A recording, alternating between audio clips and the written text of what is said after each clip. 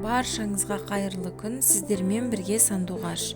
Менің каналыма қош келдіңіздер. Бүгін сіздерге өте дәмді шығатын ұйғыр самсасының жасалу жолымен бөлісейін.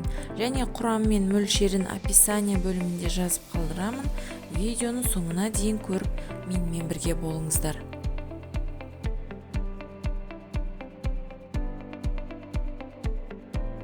Ең алдымен ыдысымызға електен өткізген ұнымызды салып, және үстінен маргарин немесе майымызды салып, екеуін араластырамыз, крошка жасаймыз. Енді бөлек ыдысқа суымызды, бір жұмыртқаның сарысын және бір жұмыртқаның өзін салып, қаймақ салып, тұз салып, барлығын жақсылап араластырамыз. Бір келкі болған массамызды бағанағы ұнымызға үстіне құйып, енді тесто жасаймыз, қамырын жасаймыз самсаның.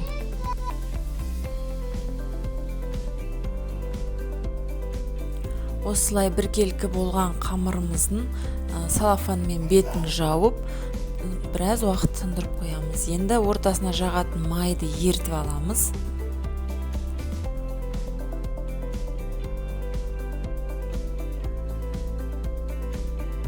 Енді 15-20 минут тұнған қамырымызды алып, екіге бөліп, біреуін жұп-жұқа қылып жайып шығамыз, біреуін бетін жауып қоя тұрамыз. Достар, менің каналымдағы керемет жаңа рецептерді жіберіп алмас үшін арнама тіркеліп қоңыраушаны басып қойды ұмытпаңыздар.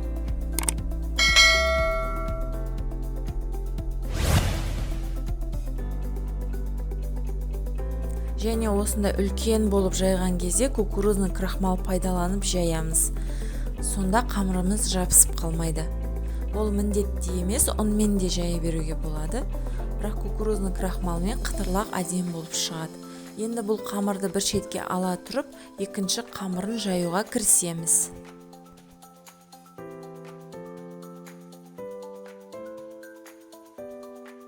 Екінші қамырын жайып болған соң, ертілген сары майымыздың жартысын жағамыз, үстінен кукурузный крахмал сеуіп жібереміз.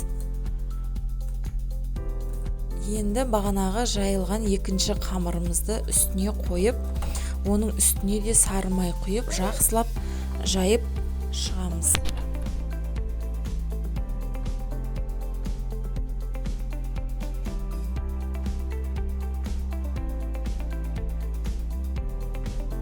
Бір келкі сары майымызды жағып болған соң, видеодағыдай етіп орап шығамыз.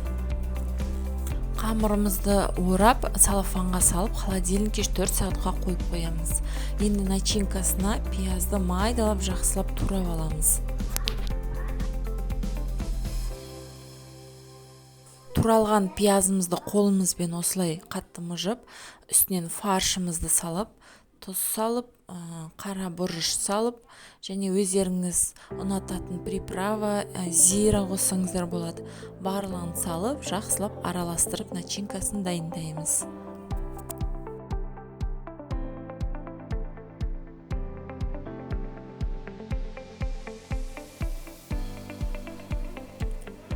Тоңазытқыштан тестамызды алып, бөліктерге бөліп аламыз.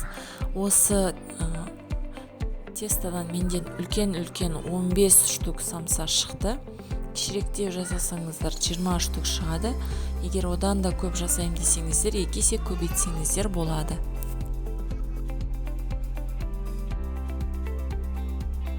Видеодағыдай етіп салафанға жартысын салып холодильникке сала тұрамыз, себебі майдан жасалғандықтан еріп кетуі мүмкін. Енді қамырымызды жұқалап жаямыз, тек қана шетін ғана басып отырып, дөңгелек етіп жайып аламыз.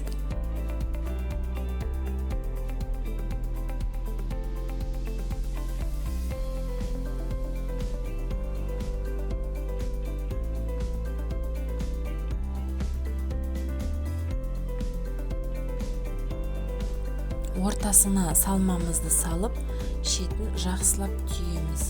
Осылай қысып, одан видеодағыдай етіп қайталасаңыздар, оңай түйілуі, әдемі қылып барлық самсамызды түйіп аламыз.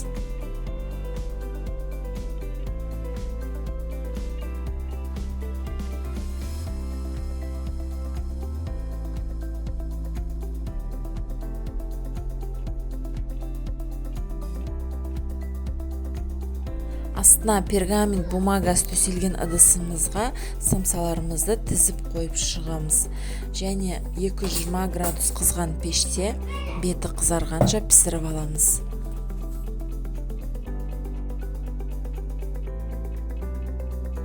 Осылай жұмыртқаның сарысына сүт қосып бетіне жағамыз.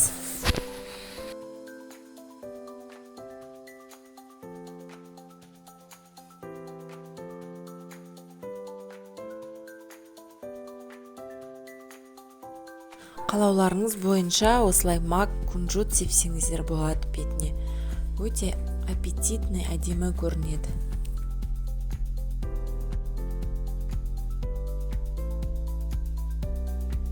Самсамыз осындай өте әдемі, қатпарлы, қытырлақ, дәмді болып шығады. Барлығыңызға жасап көруге кеңес беремін.